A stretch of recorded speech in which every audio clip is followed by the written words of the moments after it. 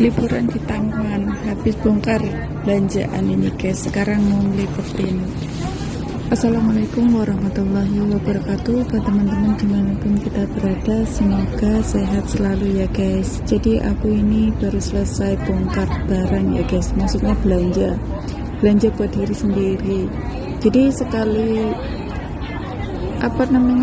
sekali belanja itu banyak, jadi kan nggak setiap ini belanja. Jadi kalau di Hongkong itu ya ada diskon tertentu. Jadi kalau musim dingin, sekarang ini kan memasuki musim dingin, udah masuk dingin ya. Nanti kalau mau beli baju musim dingin murah, waktunya mau musim dingin ke musim panas, akhir musim dingin mau pergantian musim panas. Nah itu tuh baju musim dingin murah-murah. Dan sebaliknya, kalau mau beli baju di Hongkong musim panas ini yang murah, mendekati musim dingin. Nah di situ nanti banyak diskon, hampir bahkan ada lebih dari 50%. Pokoknya diskonnya itu gila-gilaan. Nah itu kalau di Hongkong itu seperti itu ya guys. Jadi kalau mau beli barang itu saat pergantian musim kayak gitu ya. Kalau di Hongkong ini banyak diskon ya, nggak hanya musim dingin, musim panas. Di Hongkong ini nggak mahal-mahal banget, soalnya dolar Hongkong ini juga termasuk mahal buat pelancong ya. Kalau buat kita yang kerja di sini ya nggak ngitung dikuruskan rupiah. Kalau kita ngitungnya ngekurus ke rupiah ya nggak jadi beli. Jadi ya kayak gitulah, kita murah karena belinya pakai dolar, kita gajinya dolar ya, nggak murah-murah banget ya, nggak mahal-mahal banget lah ya, standar. Aku kalau beli nggak mahal-mahal banget, nggak murah-murah banget, yang penting pantas, standar gitu loh. Tapi kalau soal kosmetik ya aku maunya yang bagus, dalam arti yang aman dipakai jangka panjang, walaupun nggak bisa putih kinclong itu nggak. Aku nggak terlalu ambisi ingin putih, karena kulitku itu nggak putih gitu loh, kulitku itu sawo mateng ya. Yang penting bersih, sehat, terus nggak kering gitu aja udah cukup kalau saya. Ini cerita tentang Mbak TKW Hongkong yang kemarin di Taipo gedungnya kebakaran ya guys. Salah satunya itu korbannya adalah mbak TKW asal Indonesia. Nah ini cerita dari rumah sakit Hongkong yang memandikan jenazah ya, sebelum dipulangkan ke Indonesia, ke tempat masing-masing, sebelum dimasukkan di tempat peti untuk dikirim pulang ke Indonesia. Jenazah itu datang dalam keadaan hangus, dagingnya sudah tidak utuh, tubuhnya tidak lagi seperti manusia yang dulu tersenyum setiap pagi sebelum berangkat bekerja sebagai TKW Hongkong. Orang hanya bisa menutup mulut, menahan nafas, tak sanggup melihatnya terlalu lama. Tapi sesuatu terjadi ketika proses pemandikan jenazah dimulai. Air pertama yang menyentuh kulitnya membuat semua orang terdiam. Tidak ada bau menyengat seperti biasanya, tidak ada aroma duka yang menusuk hidung seperti jenazah korban kebakaran pada umumnya.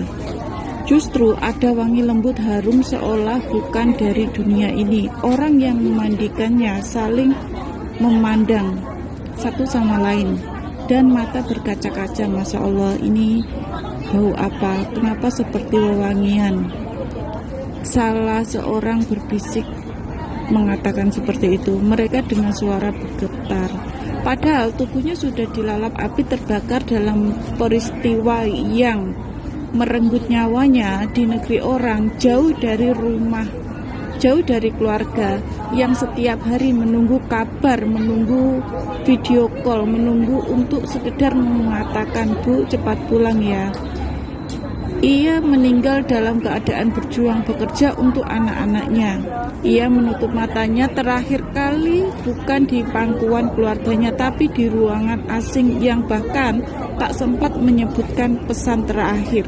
Namun Allah tidak membiarkannya pergi begitu saja.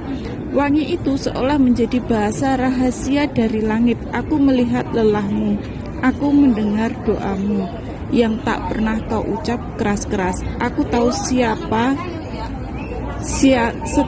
air matamu yang jatuh tanpa ada yang peduli. Pulanglah dengan harum.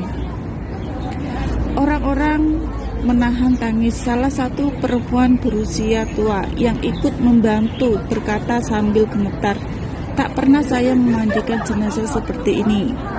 Api menghabiskan tubuhnya tapi tidak menghabiskan kebaikannya." Dan di kampung, ketika kabar wangi itu sampai, anaknya hanya bisa memeluk baju terakhir peninggalan ibunya sambil terseduh.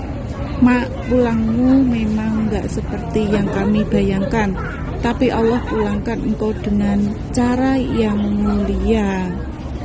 Ada orang yang hidup panjang tapi tak meninggalkan apa-apa. Ada pula yang wafat dalam sekejap namun meninggalkan keharuman yang tidak akan pernah hilang. Semoga Allah menerima segala amal kebaikannya, mengampuni segala dosa-dosanya, dan memuliakannya. Amin. Tidak semua anak rantau pulang dengan sesuai harapan. Sebagian pulang hanya dengan nama. Ya, bermacam-macam cerita ya guys. Kalau kecelakaan kan tidak terduga. Ada juga yang meninggal karena penyakit. Ya, penyakitnya ada yang positif, ada yang negatif. Positifnya itu ya karena memang sakit, lelah, capek. Ada yang punya penyakit kanker. Ada juga yang penyakitnya itu disengaja perbuatan mereka sendiri. Salah satunya ya penyakit kelamin kayak gitu. Itu kan pilihan mereka sendiri.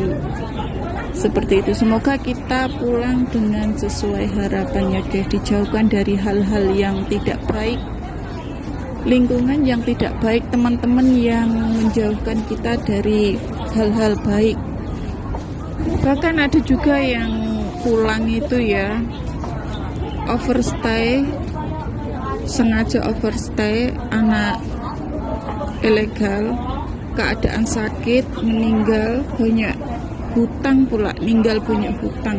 Jadi mbaknya ini memilih jadi overstay, maksudnya anak ilegal kayak gitu. Katanya kerja di luar itu kan lebih mahal daripada di rumah tangga, tapi itu nggak menjamin. Terus juga kita was-was, sewaktu-waktu bisa ditangkap oleh pihak yang berwajib gitu loh guys.